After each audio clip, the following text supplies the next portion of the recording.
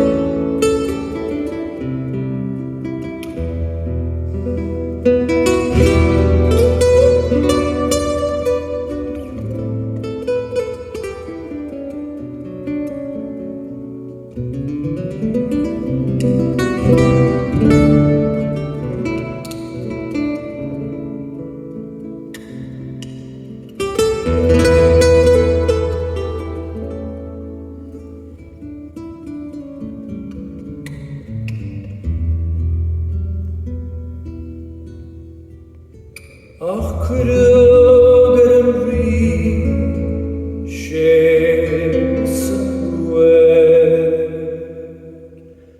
agus dimig na géad leis is dimig mo bhuachelo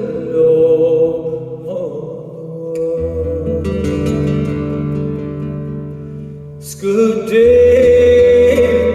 mhuirnín slán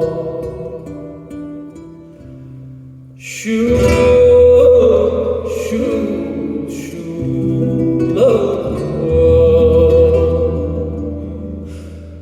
Siúil